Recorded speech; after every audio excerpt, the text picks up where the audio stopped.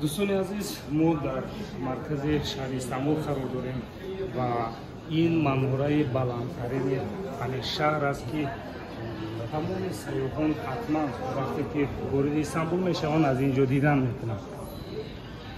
این منظره با بلندی 369 متر در مرکز استانبول موقع گرفته است و برای وارد شدن به این منظره باید با پول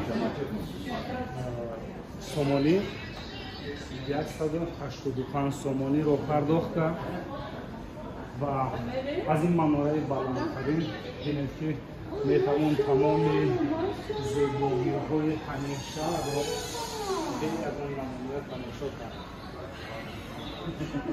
بسیار هم زیبا است و فکر میکنم که پرداخت چنین مبلغ چندان نرخی گران هم نیست، برای که وقتی که وارد میشوید حتما از تماشای همه این زیبایی‌های شهر یک حلاوت تازه میبردارید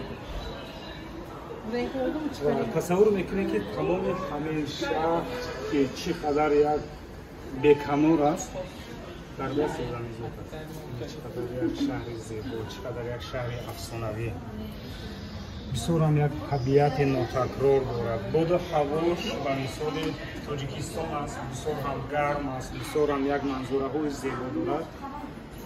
اکثر اطراف شهر رو بیشتر آب‌های مصفا فرا گرفته است و ما نیز که بار اول به این شهر وارد شدیم بسیار هم حلاوت دارد. تمام گوشه و کنار تمام عالم به اینجا تشریف می‌آورند. سریعان از تمام دولت‌های دور و نزدیک در حضور بودند.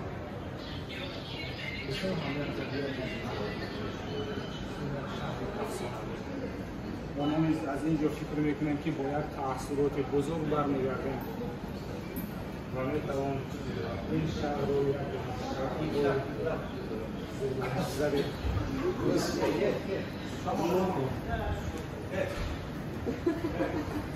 زیبا با استفاده مانیتور کامل‌تر رو استفاده و شهر استانبول مخصوص برای نوید